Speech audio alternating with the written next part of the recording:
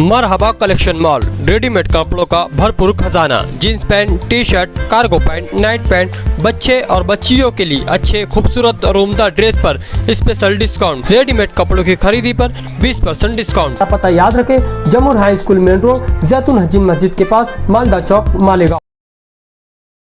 Republican Party of India के राष्ट्रीय अध्यक्ष माननीय नामदार रामदास जी आठवले साहब, केंद्रीय सामाजिक न्याय मंत्री, इनकी मालेगांव यहाँ पर जाहिर सभा 18/3/2023 को शनिवार के दिन स्वप्नपुरी लॉन्स यहाँ पे की जा रही है। काबरा स्कूल के सामने रमाई माता नगर में स्वप्नपुरी लॉन्स यहाँ पे ये सभा ली जा रही है। सभा का जो मूल उद्देश्य है वो आने वाले चुनाव तथा सभी पदाधिकारियों को, सभी लोगों को, सभी आह्वान को काम के लिए संबोधित करना और पदाधिकारियों को आगे की जो रणनीति है इसके बारे में संबोधित करना। इसलिए मालेगांव में सभा रखी हुई है साहब ने।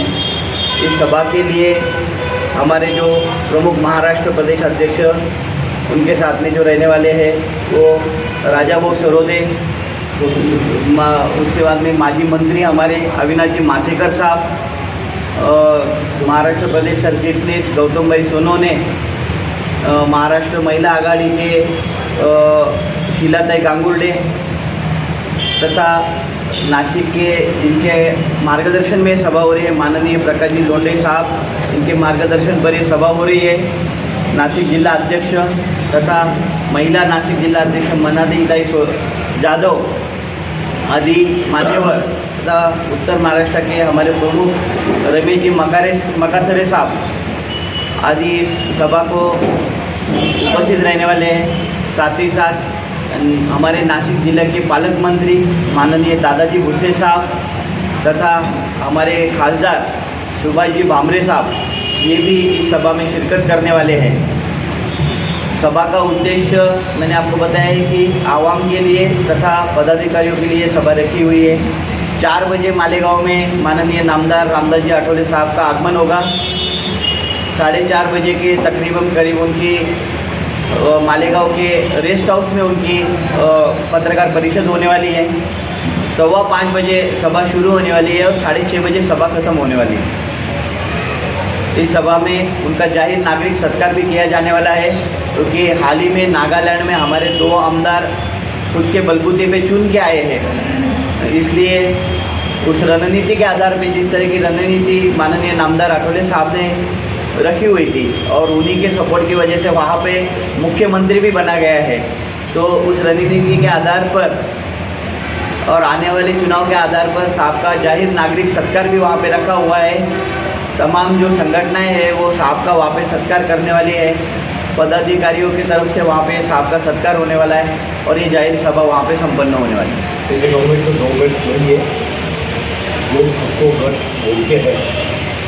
उनका जो कार्यकाल था वो जो जिला अध्यक्ष का था, वो कार्यकाल खत्म होने के बाद में जो माननीय रामदास जी आठवले के आदेश से और हमारे जिले के प्रकाश जी ढोले साहब और हमारे मुल्लू पुणे अधिकारी DK भरवे साहब, ये सब उपस्थित थे नासिक में और उनके उपस्थिति ये जो नई कार्यकारिणी चुनी गई है और हर पर्चे का एक रूल्स होता है, एक रूल्स है।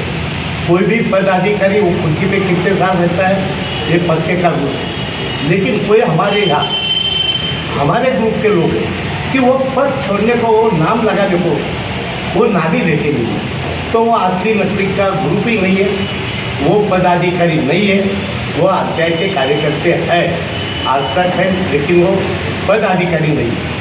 और हमारा मकसद ये है कि रामदास जी आठवले जो आगे आ रहे, जो हर पत्रकार लोग मीडिया वाले हमको पूछते हैं असली और नकली, तो वो बारे में शायद जो 18 तारीख की सभा है, वो 18 तारीख की सभा में आप सब लोग को, मीडिया वालों को मालूम पड़ जाएगा कि असली और नकली कौन है। जनता के लिए हम यही आह्वान करेंगे कि आने वाले 18/3/21 को शनिवार के दिन, 18/3/23 को शनिवार के दिन माननीय रामदास आठवले साहब की जो सभा है, इस सभा में जनता ने शिरकत करनी चाहिए।